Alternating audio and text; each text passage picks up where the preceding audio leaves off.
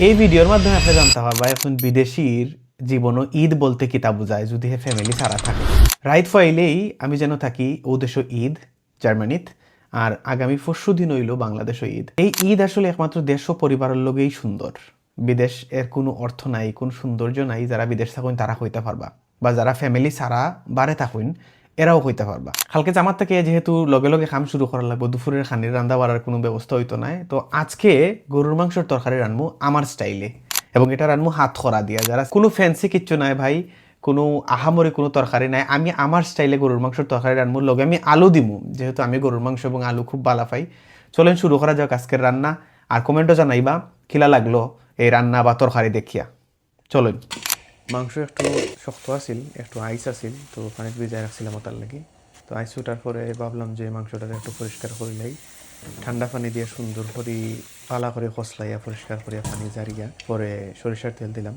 সরিষার তেল একটু বেশি দেওয়া লাগবে। এরপরে একটা মিক্স মাংসর মশলা আছিল, আমার বইনে দিছিলাম আমার লন্ডন থাকি। আমি ও মাংসর মশলাটা দিলাম, দিয়ে ম্যারিনেট করার লাগে মাখাই উকাইয়া আমি ঘুরিয়ে রাখি দিলাম। বাই দিস টাইম আমার কাছে মনে হইলো যে বাকি খাম রয়েছে এগুলা একটু সারিলাই। পেঁয়াজ আলু রসুন আদা যা আছে আনলাম, আলুও ধুয়ে রাখি দিলাম। পাশাপাশি আমার কাছে আদা রসুনের পেস্ট আছিল, তো পেস্টটাও নিয়ে আইলাম।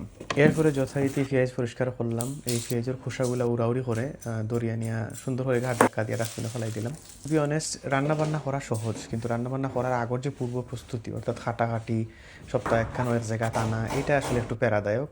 এসব হইতে হইতে আসলে চোখে যে পানি আইবার পেঁয়াজ কাটা আসলে কষ্টকর। খাটাখাটির মাঝখানেও মনে হলো যে চুলাটা একটু প্রিহিট করিয়া রাখে, তাইলে রান্না বাড়া সহজ হইব।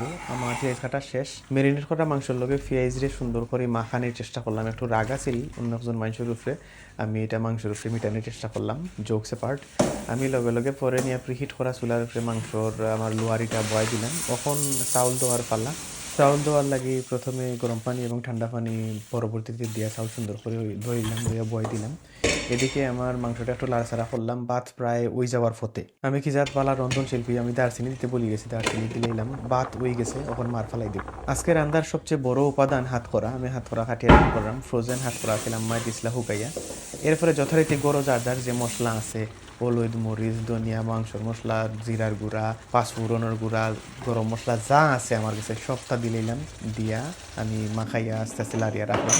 ও লবণ দিতে বলে গেছিলাম, লবণ, তারপরে একটু গরম পানি দিলাম। এরপরে একটু সুবাস নিলাম, গন্ধ নিলাম, খুবই ভালো হয়েছে। শেষ মুহূর্তে হাত করা দিলাম, যেহেতু ফ্রোজেন হাত করার সময় লাগবো।